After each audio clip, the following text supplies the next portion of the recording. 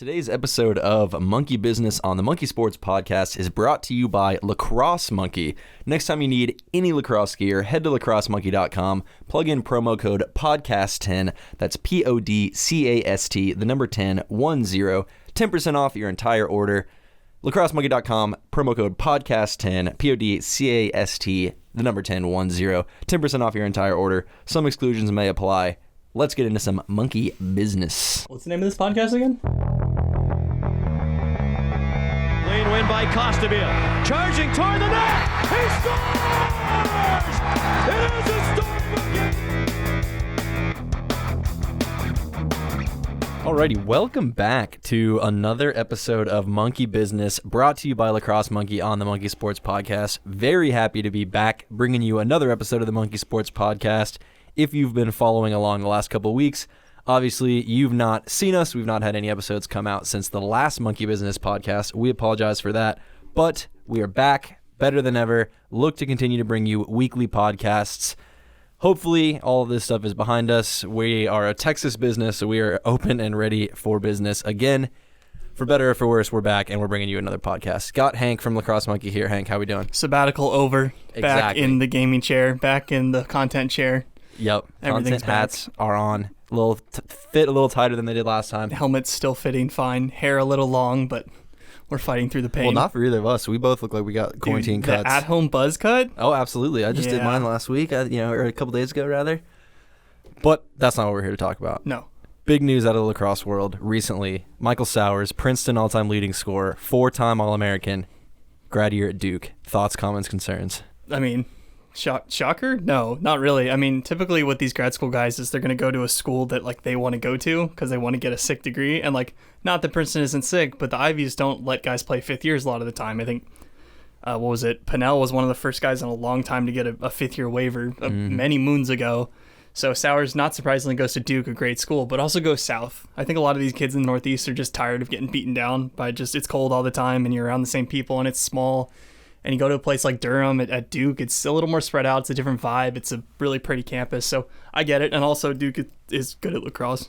Yeah, they're not bad. I had commented. I did a little Inception comment posting where I posted the news about Michael Sowers on the Lacrosse Monkey page and then commented on my personal to crown him. And I had somebody coming at me saying Cuse might have something else to say, but no. I'm sticking with it. Crown him. Duke 2021 national champions. I mean, Duke's got the best, not Duke. Syracuse is bringing the best midfield back in the country, and Chase Scanlon's still only 20. So we'll see. But I mean, not surprised that Sowers is going south. I think Duke needed some attack help probably, and a lot of their offense was built through the midfield. You got guys like Nakai and all them really running the show. So should be a good look for him. I mean, it's a good program. Danowski's a good coach, so I wouldn't be surprised if they're he's all right. He's fine. He's okay. A decent coach. But I'm not surprised. The ACC is probably the most powerhouse of any of the conferences now. For sure. So not surprised he went there. Not surprised he went south, a little bit warmer. So wish him the luck and hope he dominates for one last year. I was kind of excited. I looked at the Inside Lacrosse, they've been tracking the transfer portal and stuff. And I remember at the start of this, I was thinking man, college lacrosse is gonna be awesome because it's one of the only sports. Well, maybe not one of the only sports, but guys stay all 4 years. Mm-hmm. They're dedicated to playing college. College is kind of like the pinnacle still, which we talk about that in our interview with Lorne Smith a little bit down the line from here. But the transfer portal, the names on there, minus Sowers, I wasn't really all that impressed. I mean, it's a bunch of role players here and there. It feels more like kind of how football is, where it's just kind of guys that were tired of their situation or, maybe wanted to go to a different program or that kind of stuff. I remember, what's her name? The girl who transferred from Duke to BC last year, or BU, or one of the Boston schools. She did it because she didn't get into one of the schools at Duke. So she transferred for academic reasons as opposed to athletic reasons. So I'm sure that's, part of it as well. Guys want to go to different degree programs, all that kind of stuff. But yeah, it's a little weird. It's not as powerhouse as everyone's expecting. I think everyone's just I'm a senior. I'm just going to go to the real world now. Yeah, exactly. I'm not going to take one more class just to play my final lacrosse season. And graduate school's hard. It's not easy, and a lot of times it's night classes. It's a lot of work. It's a lot of writing. It's a lot of research. It's a lot of work. It's not it's not like undergrad for those of you who haven't been to college yet. Undergrad's, I mean, that's easy, but it's less of a workload for sure. And then grad school wise, it's just you went through college already. All right, here you go. It's gonna be even harder. It's not the fun college experience anymore. No, it's a little different. Yeah. And then on top of that, you're I'm a D1 athlete too that has workouts and lifts and all this stuff, and it's you've played 15 years of lacrosse, maybe the burnout's starting to come in a little bit, you know what I mean? And it's tough for those guys and girls who are going through this process. So I'm glad you brought that up. We talked a little bit just before the episode, but in the interview with Lorne, he talks about moving out west and kind of feeling that burnout. He had been around the game, he said, since he learned how to walk pretty much, and he was a Princeton standout, a phenomenal player, but graduated and was kind of finished with it. And I feel like to maybe more of an extent in lacrosse than other sports that burnout really does like happen, and guys that are ultra talented are just like, I don't know how badly I want to keep doing this. And like, I don't know, I feel like you and I maybe have a different, like, I kind of had to, pull your leg to get you to come play men's league this year, and I feel like we've just had such a different experience of like, you kind of went through that circuit of like playing NCAA lacrosse and like going to camps and all that stuff, where I didn't do that. Like, I played club, I still like am dying to go out and play, but I'm curious to hear from like your aspect of like what that burnout, like, why do you think it's attested more to lacrosse than maybe in football or basketball or sports that like people are lifelong fans of if they've played it? Dude, lacrosse is hard. Like, objectively is a difficult thing to do. It's a stick. It's you have to learn how to pass and catch and shoot and all this BS, and there's just so much going on. And then when you're doing that since the age of like 7, and a lot of kids will play lacrosse almost exclusively, like pretty heavily, and then from that process, it really gets into the tournament circuit, which is just a whole animal of a beast. Some of these kids have been traveling since they were 6, 7 years old and through high school, right? And you're going to 3-4 tournaments a month almost. I remember when I was playing like way back, like 2012, 2013, there was kids that hadn't been home for like 3 weeks because they would just jump on the train and just go to the next camp or go to the next tournament. And like, that was their summer. They enjoyed it. But like doing that over and over and over again can really beat you down for sure. And that makes sense. And especially if you go play in college, it's even more. It's lacrosse. It's school. It's lift. It's a lot of work. It takes a lot. So, that burnout factor is definitely big. It's very similar to like the basketball structure where you're just traveling all summer in the AAU circuit. You're playing, and it's like, oh, you're back in school. Oh, you're playing. Oh, it's winter now. You're playing. It's a lot. There's not a lot of break in lacrosse because the season goes from spring to crazy summer to an insane fall. So it can be tough for guys. I feel like it's like and girls. Maybe not a risk reward thing, but like, so basketball, you're playing the AAU circuit, you're good enough to maybe, go play Division I basketball or have somewhat of a future, and you can look at these basketball contracts and think like, man, if I really work my tail off, like, who knows, I could go to the league, I could be a millionaire, or I could go play overseas and like make a living out of it, where lacrosse doesn't have that. So I'm sure that kind of plays a factor into it too, that like, especially once you've reached college, like we said, that you've kind of reached the pinnacle, and obviously you've worked very hard to get there, and you're good at what you do, but I kind of would understand that too, in the sense that like, man, I've done all this, like, what's the real benefit? Like, once you've kind of played out, like, okay, playing is fun and I have all these friends and stuff, but it's not a career, it's not anything, at least to the point now. So I'm sure that plays an aspect into it too, of just like, then what? Like, then I've put in all these hours, and then I graduate, and then it's like, okay, yeah, cool. It's tough, and if you go to the wrong situation, it sucks because you're transferring and you don't want to play anymore. You're off the team. All your friends are on the team.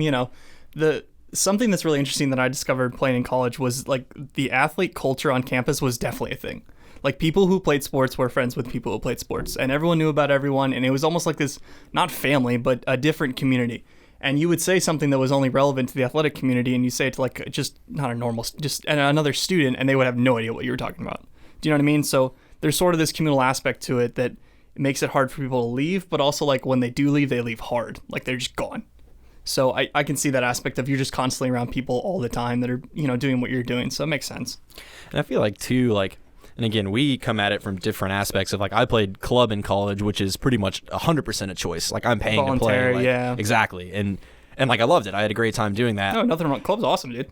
Yeah, but I feel like, agreed. But I feel like kind of it being a choice versus once you kind of commit to a college, I feel like not that you relinquish that choice, because obviously you do have it, but it's like, okay, I'm here to do this thing. Like, this becomes like my job, and you owe other people things, basically. And I'm sure that plays into it too, to a sense, right? Of like, the reason why I'm here is to play lacrosse or to do this one thing, versus like, you're playing it because you ultimately want to continue to play it. I mean, you go because like, oh, I'm going to college, and like, but you're a lot of the times you're at that college to play the sport, and then the school part almost becomes secondary. That's something like the NCAA doesn't want you to think, but it's something that every kid thinks, right? So, I mean, just to take you kind of through, just a crazy example. I'm not trying to like be like NCAA sucks, college sports sucks, but like, there's realities to it, and it's hard. It's very difficult. So just like a normal schedule when I was playing was, let's just say we had a 6 a.m. lift that morning or whatever. You go to classes from 8 to 12. Luckily, we had afternoon practices, which was kind of sick, where you practice from like 1 to 3. After that, you would either have a lift if you didn't lift in the morning, or you'd have a film session, and that would take you to about 4:30. After that, you're getting treatment, ice, shower, all that stuff. It's 5. By that time, you're starving. You go eat. You're in the calf till 6:30, and then you're hitting your dorm at like 7, and you've been gone for, that's like a 13-hour day.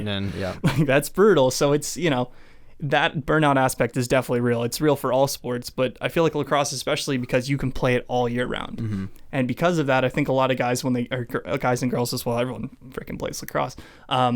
You get to that spring semester and you're almost like, oh man, God, now I got to go through all this after grinding all fall, after grinding all summer. And the second you get home, like, you have a workout packet in your hand and you're going immediately. Like, there's no stop. So that burnout aspect's definitely tough, and I can't imagine at the D1 level the ridiculousness as well. Yeah, and that's why, again, it's interesting to hear kind of Lorne talk about that and go through that same feeling, and then he kind of got brought back into the summer showcase, and then that kind of led to him getting into Warrior. I had mentioned in the start of the interview that he has probably one of the most unique, I think, like lacrosse experiences, and like Lorne as well, like just one of the most unique people that we've ever had kind of coming around this office and stuff. So great interview with Lorne Smith. Stick around for it. Lorne, MLL Summer Showcase guy, where we've cornered the market on interviewing MLL Summer Showcase guys, I think, at this point in the interview or in the podcast. So stick around. Lorne Smith, head of global sales for True Lacrosse. Fantastic lacrosse interview. Check it out. All right, welcome back to the Monkey Business Podcast. We got a friend of the podcast. Big friend of the pod. Back when this was still a Monkey Sports blog about a year ago, or rather the Monkey Business blog. Lorne Smith from True. Lorne, how you doing? Thanks for being here with us. Yeah, I'm good. How you guys doing? Terrific, man. Yeah, great. Just went over some of the new True stuff coming out here pretty soon, which is very exciting, so I know we're all pumped about that. But before we jump into all that stuff, I think that you have one of probably the most unique lacrosse stories, at least of people that are still kind of around the game. So maybe go into a little bit of where you started this crazy lacrosse journey you've been on that has led you to this podcast room right now. Yeah, I started when I could walk, probably. I guess you could take it back all the way back when I first had a stick in my hand. I grew up in Baltimore, Maryland, and my dad played and my older brother played, and so literally from the time I could walk, I had a stick in my hand, and I've seen pictures of me, my brother at my dad's club games, when we were 3 and 5, and just little guys around at the games on the sideline. So, started there and grew up in Baltimore, played at Gilman. My dad was a teacher there, so I grew up on campus, and the varsity players there were our heroes growing up. The superstars, huh? Yeah, they were incredible. I mean, the guys down the road at Hopkins weren't bad either, but when you're a little 6-year-old growing up on the campus at Gilman, the Gilman guys were your heroes. So that was kind of the beginning. And then after Gilman, went on to Princeton and graduated there in 99, and then came west as soon as I could and got out of the cold. Yeah, just wanted to see what else was out there, and had never really been out on the West Coast, and figured this was as good a time as any to get out. So moved to San Francisco in 99, and was actually kind of burnt out and feeling like I was done with lacrosse at that point. I had a really incredible college experience and great teams and teammates, and was kind of feeling that might be it. I'm good with lacrosse, and came out west and started trying to make it in music. And after a while, realized that I could run clinics and teach kids how to play and make a little money on the side and still be able to pursue my music career. So got back into the coaching side, and then eventually that led into a job with Warrior, who I worked for first out of college, and then really found a passion for coaching. And pretty soon that transitioned into a job in sales with Warrior, and did that for 13 years or so. And then that came to an end in 2015. But during that time, I got to do a lot of great things and met a lot of great people and learned a ton about the industry. Coached at Stanford for a bunch of years, so coached at the college level, ran an overnight camp circuit, 4-night, 5-day camps on the West Coast, and did that for a long time. And then in 2016, hooked up with True, and is now going into my 5th season with True. And man, it's been a ton of fun building the brand and building this business from the ground up. And I can't wait to show the stuff that we've got coming down the pipe, but I'm really proud of everything we've done till this point, and just got a lot of good things on the horizon. There's a lot of great energy in our building. We got a great team, and it's a ton of fun. It's really just fun. So something you said earlier, what was really interesting for me, when after you got done with your college experience, you're done playing at Princeton, you kind of thought you were done with the sport. And I think that's something that's kind of common in lacrosse, especially where guys will go, they'll play it for youth and high school, maybe college, and it's just kind of like a young guy's game, and then they're done with it. They don't watch it, they don't play it. They just kind of, that part of their life is just kind of over. And I think it's just been interesting that that's sort of been a mindset, especially on the East Coast, and now that's starting to change slowly but surely. Yeah, I mean, when I was in school, there was indoor professional. I had no aspirations to play indoor. I feel like that was just not my style. Was not looking to play indoor at all. So when college was done, it was a great experience, and I was ready to move on to the next part of my life. And then it just kind of crept back in, and I'm thankful that it did, because it's allowed me to do everything I've done the past 20 years, and it's been an amazing experience. But yeah, I was happy to be done at that time when I thought I was, because again, I had a great run with the people and the teams that I was on, and it seemed like a great way to cap that whole part of my life. But thankfully, it came back. So you were an original summer showcase guy back when the MLL started, and then I know kind of came back to the sport again a couple of years later to go back to the MLL. Was that tough to kind of get back into it after you've sort of closed that book, as far as from a playing standpoint? It was. It was hard, especially when you're in 4 or 5 years out of college, and the mindset you have when you're playing Division I lacrosse and how you train and how you approach the game is very focused, and you're going after something, trying to win a championship every year. And the way that I approach that is much different than how I was approaching lacrosse as a club player on the West Coast in the several years after school. For sure, college is like a daily grind, man. Like that's all you care about for 12 months out of the year. Yeah, and you love it, and it's great, and you're doing it with your best friends that you spend a lot of time with. Pretty much every waking hour of the day. Yeah, it's an incredible experience, and the transition to then do the summer showcase thing, that actually happened the summer right after school, but it was about 8 months that I was mentally checked out of the game, and then coming back to play in the summer showcase. And I had a fun time there, and it was playing with a lot of heroes. I mean, you're lining up against guys that... legends. Legends of the game. So you look back at those rosters, and it's like, you feel lucky to be a part of something like that. But then moving to the West Coast and not having pro lacrosse on the West Coast at that time, it was kind of, that was it for me. And then the Riptide and the Dragons started up on the West Coast, and so I made another foray into the pros at that time. And same thing, it was kind of difficult to get back into it, but a great group of guys. But you just didn't spend as much time together as you did in college. So it was you're not stuck together, right? You're not completely different experience, and more of a pro. What I expect is a pro experience of, and I tell this to kids all the time, that the guys at the pro level, the ability to turn it on and off is much, I think, greater at the pro level than it is when you're younger. At the pro level, to go into a practice, fly in on a Friday, go to a practice Friday night, things are pretty loose and stretching. And then if you want to turn it on, people flip the switch, and all of a sudden they are so focused and in it. They know how to practice. That's a big difference that I think between the pro level and coming up. Just that ability to flip the switch and focus intensely in practice was really cool to see. Oh, for sure. And it's because those guys have been practicing for how many hours, how many games, they've just been around it so much. And when you're 13, you've been to maybe 100 or 200 practices total in your entire life. And these guys have been to 2,000-3,000. Yeah. Right. And they know the intensity it takes of what they need to do in practice to be able to compete their best on game day, and that intensity level and where they need to get to mentally during practice to make sure they're prepared for the game. The Riptide, though, is an amazing organization. Phil Anschutz, who owned the company, took really good care of us. We played at the Home Depot Center, and you felt like a pro athlete when you were there, which was a really special thing, and I'm glad that I was able to experience that. Having kind of seen almost every aspect of lacrosse over the past 20 years, with coaching in the MCLA and obviously playing at Princeton and then the Riptide and everything, and now really through True with working with Dylan Maltz, John Grant Jr., guys like that. How do you think lacrosse as a whole, where do you see the future of the pro game going, and kind of the rise of that now that we're at 2 leagues and seemingly still on fire? Sure, sir, 3 leagues. 3 leagues. Excuse you, 2 sir. outdoor leagues. Yeah, sorry. Yeah, the rise of the second outdoor league and the ability for now more pros to play. There's more roster spots on professional outdoor teams than there were 3 years ago. That's good to give more people the opportunity to play at the pro level.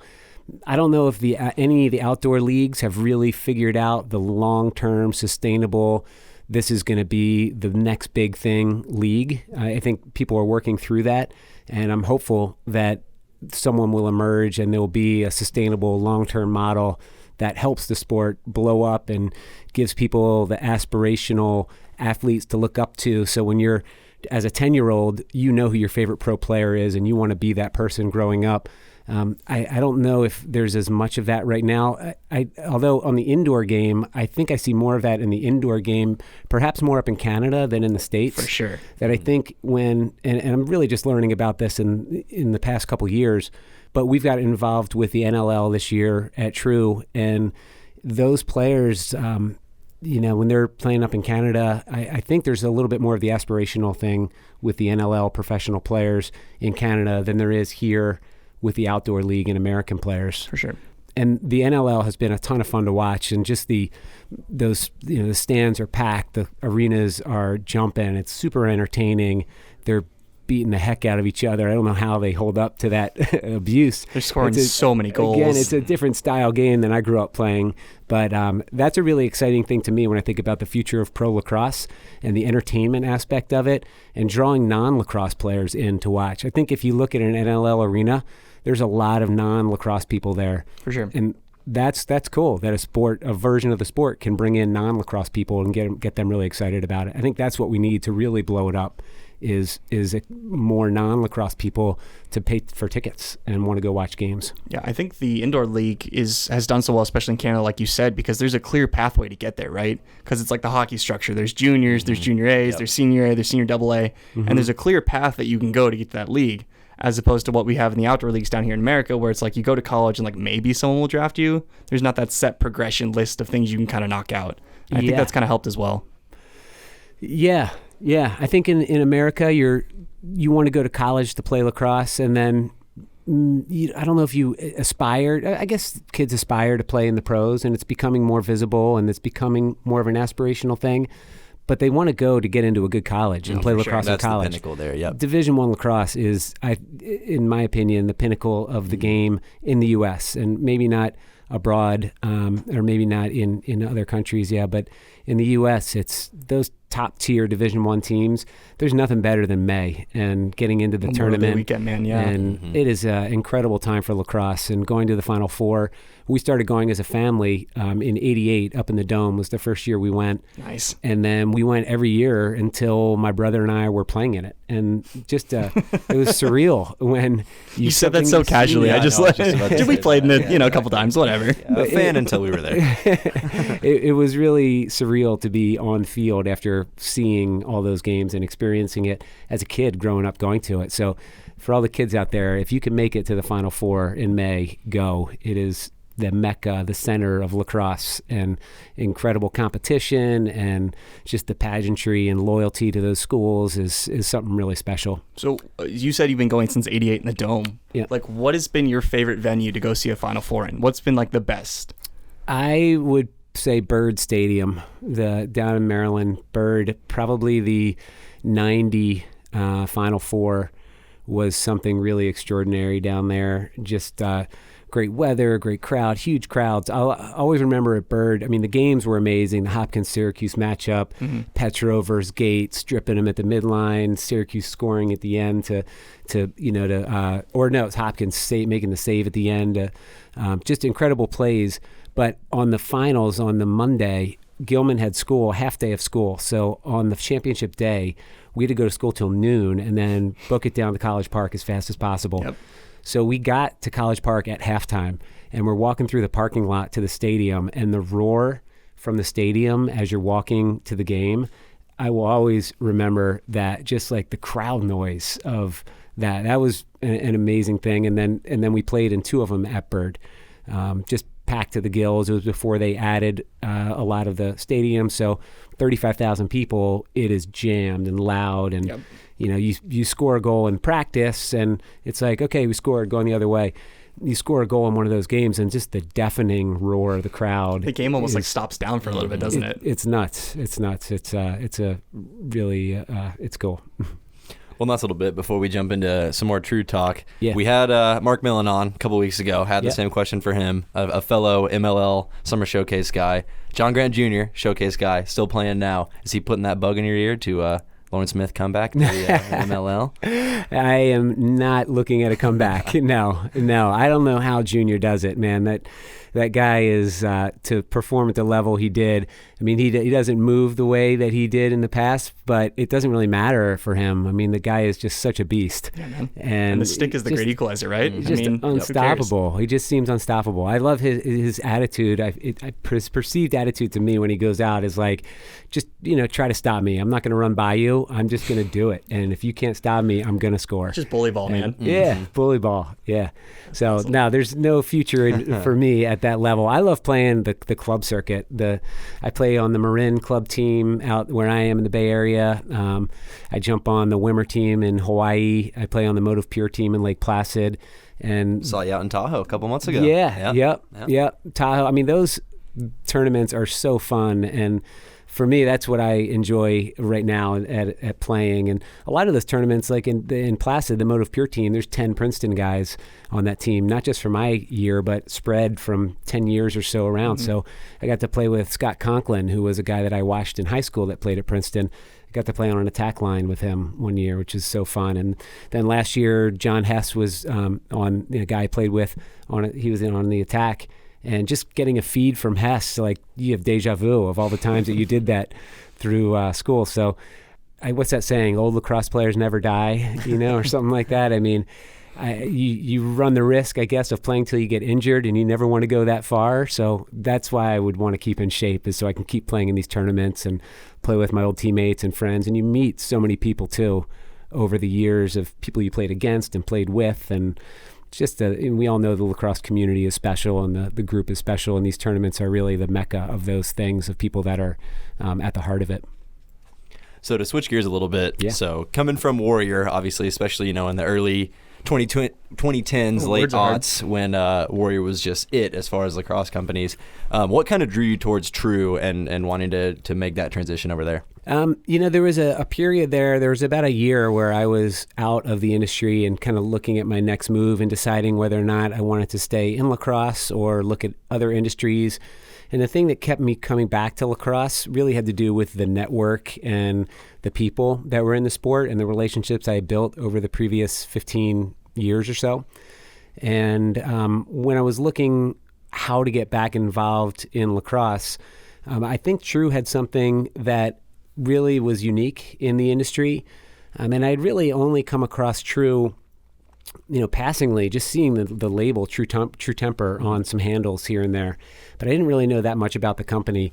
And a former coworker who, I'd been talking to during that time I was out of the industry said, maybe you should take a look at True. And I started digging a little bit and found out that to start, I knew the person that was running True at the time, the lacrosse business. So had a relationship there and reached out and started learning more about the company. And when you start to scratch under the surface a little bit, you realize that the engineering that we have at True, the manufacturing, the design, all of that is really best in class. And the ability to utilize those assets to build a lacrosse business was really intriguing. So that was probably the thing that initially drew me to it. And then the other thing that I really like is just to be on the attack and to try to grow a business and go after it. That's a fun position to be in. And I hadn't been in that position in a while. And I love, the entrepreneurial side. I had my own camp business, and I've got this little Fire Threads brand. And you're always thinking of ideas. And True was a place where I could really develop some of those ideas outside of a normal sales function, which is my role.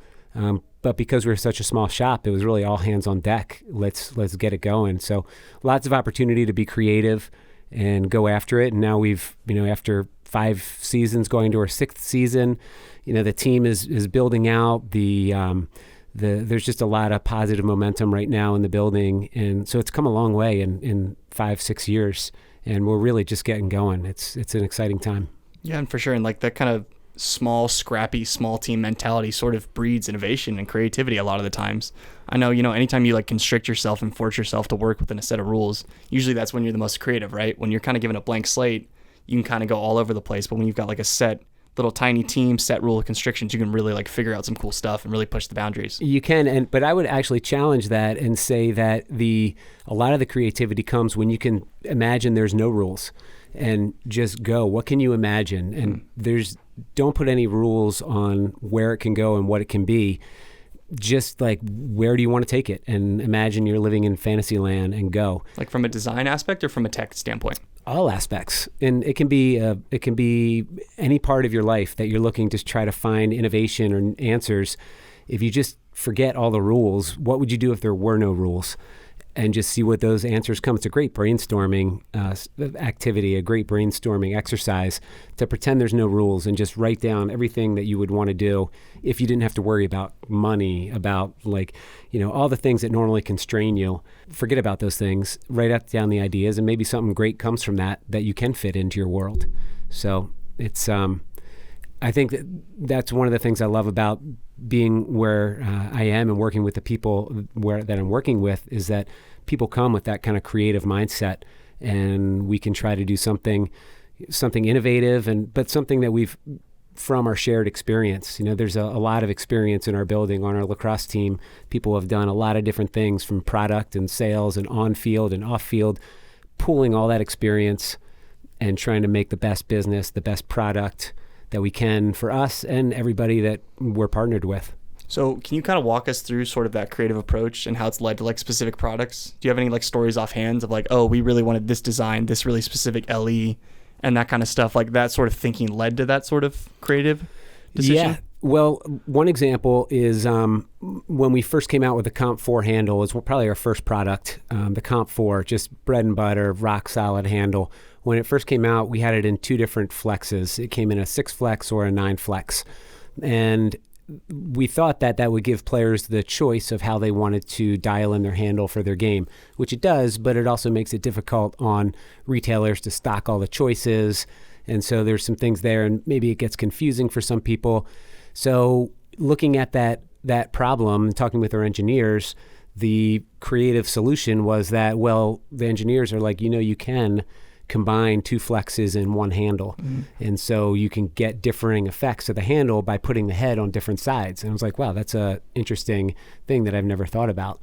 So we produced that handle. It became the Comp 5 Flip. And now you have one handle that can serve the purpose of what 2 handles previously did. So if you're a player, the advantage is now you can test and see which kind of flex you like in your handle. And if you're a store, you don't have to carry as many SKUs, so it just makes the business a little more streamlined and easier. And like as a player, you can switch every couple weeks if you can't really figure it out, or maybe one season you're playing attack, the next season you're playing midi. You can go back and forth, do whatever. Spurt, Growth spurt, or you've never played with carbon fiber before, and you're used to a super stiff handle, and you're like, do I like a little flex or more flex? And you don't know, so it just gives you more versatility. So yeah, that was kind of an interesting thing how that product came to being. But that's part of the collaboration between the engineers and us as players and salespeople. That's kind of all pieces coming together to result in a product coming to market. So how often, can anyone in the company just come to the engineers and be like, I have this idea. Can we execute that? Does that sort of happen a lot at True because it's such a small team, or no? No, I wouldn't say that anyone in the company could come. I think it would be really overwhelming for the engineers to have all that input coming from every direction. So it's definitely streamlined. There's a way that feedback is streamlined. But for instance, I deal with our Team True group. We've got about 18 people on Team True. And those are pro all-stars. They're John Grant, legends of the game. They're Andy Schillings, coaches at Towson Division I. They're Mikey Schlosser, Christina Esposito, guys and girls that love the game. They love coaching. They love product. And a lot of their feedback comes through me to the product team, to the engineers. So there's people that have a roadmap for product development. There's pro input into that. And then that product development works with the engineers to develop the product that results from all that input. So there's a streamlined process to it, but I guess at the end of the day, it's a combination of engineering plus pro input plus market feedback. What are our retailers saying? Our stores are on the front lines talking with customers every day. So we have to be aware and open to that feedback as well. And I think because lacrosse is such a small community, I feel like feedback is like a really easy thing to get because everyone's so willing to talk about this stuff. And because it's such a small group of people, everyone talks to each other, right? Yeah. Like especially in the summer circuit, like every club coach talks to another one. All the kids are at camp switching jerseys with each other, and like that kind of feedback happens a lot. Yeah. I mean, the best feedback possible is just you put your product in somebody's hands and let them mess around with it, and what does this feel like? And that kind of player testing is really important to developing the best product. We can be in the lab and think we've got something super cool, but until we've tested it on field at the pro level, at the youth level, wherever that product is supposed to go, you don't really know what you have. So it's really all parts of that feed into making the best product possible. We typically, new products will hit, they go through our Team True Pro group, but they'll be on field at the pro level way before they ever get to the shelf in the stores to make sure that they've been tested and tried and work before they get to the consumer. I just want to go hang out this lab. Keep talking about the lab. We've been talking about the lab all day today. And I'm like, C-Star. what does the lab look like? Oh, man, you guys will see it one day. It's down in San Diego. Yeah, C-Star down there. We do our golf, hockey, baseball, lacrosse out of there. They've, over the years, have developed a lot of really cool things. They made the most aerodynamic bike frame that's ever been made. They made the skateboard for the guy that jumped over the Great Wall by, weighting it and doing certain things with it to make it fly further. Wow. They made a stand-up paddleboard paddle that returned the most energy through to the user. They solve these crazy problems. That's what engineers do, I guess. They take problems and make products and solve the problems. There's some smart people in the world, man. I know. Like ridiculous. And then there's us just hanging out. We got a good podcast going. So we just went over all kind of the new line, everything that's coming forward for True. But what's something or the next few things that people can really start getting excited about as we near the summer selling season? Summertime, yeah. Summer is a big part of the rollout for brands. There's always new products that hit. It's going to start with us in the Final Four. There'll be some things happening around Final Four. If you're near Philly, or we talked about Final Four earlier, you should get to Philly, go watch the games. We'll be in the parking lot at the vendor village set up, and that is going to be where we release some of our newest products. So that's the beginning of this new rollout of things that are happening this year for True. Start in the summertime, and then there's a bunch of releases coming for the fall and into next year. Yeah, we're really excited about the things that are coming to market. And actually you'll start to see some of them. If you're paying close attention to the NLL, you'll see some of them on floor towards the NLL season, maybe late March, early April. Keep an eye on the True athletes, Holden Catoni, Casey Jackson, Eli Gobrecht, Chris Wardle. Keep an eye on these guys because they're going to be using some brand new stuff here coming down the pipe. So with maybe you have a kid that's never heard of or used True before, what's kind of your elevator pitch to get them in to start kind of trying out some True product? The elevator pitch. Well, first thing you got to know is that when you pick up anything True, the backbone of this company is a 100-year-old company that develops some of the best golf product in the world, hockey product, lacrosse product, baseball product. The engineering team and the what goes into our products. We're a very product-first company. So if you care about product, you should definitely pick up True and see how it feels and see what it does. The other thing I would say is that our people around the country that are in all the communities, if you ever get a chance to meet a Team True player or Team True athlete, Team True ambassador, they will be there to support you as a player, as a coach, coaching clinics, on-field clinics. The commitment to the game, I think, is another thing that is very central to who we are as a brand. So if you're a parent getting into the game, I think you start with True because we're there with you. We were you. We are you. We have kids that play. We are coaching at that level and getting people into the game every day. And the products that we make are designed to make the experience of those players be as fun as possible. That's what it's all about. Getting out there and having fun, playing a game with your friends. So that's what gets us excited about making product. There's so much more that goes into this stuff than anyone thinks about, right? There's so much R&D. There's so much hands-on experience. There's so much design idea. It's not just a random metal shaft on a wall. It's 2-3 years of development. So I think it's good to kind of give you guys a peek behind the curtain and check this kind of stuff out. Yeah. Well, thank you guys. That was It's good being in this room. It's a little small, but it feels better. It feels good. So, We got good acoustics. yeah, get some posters on the wall. Some We need to. We need inspirational like a posters. jersey or maybe some like hang in there. Can we go- hang in there? I got We've got the poster of the ocean in our sample room. Oh yeah, we do. We'll get some stuff up here. But all right, Lorne Smith from True Sports, thank you so much. Thank you once again to Lorne Smith of True Lacrosse for stopping in studio, one of our rare in-studio guests. Let us know what you think about the True brand and where they're headed forward. And thank you again for tuning in to another episode of Monkey Business. Again, we appreciate your patience as we're getting this all figured out like the rest of you. As it stands right now, we're back to a regular content schedule, regular podcasts once a week. Tell your baseball, tell your hockey, tell your goalie friends. Subscribe to the Monkey Sports Podcast. Next week, we've got an episode of The Outer Roll with Team USA Olympic gold medalist Alex Rigsby. Fantastic goalie. Great interview with her. Be sure to check it out next week on the Monkey Sports Podcast. We'll be back for another episode of Monkey Business in a month's time. Until then, be good or be good at it. We'll see you.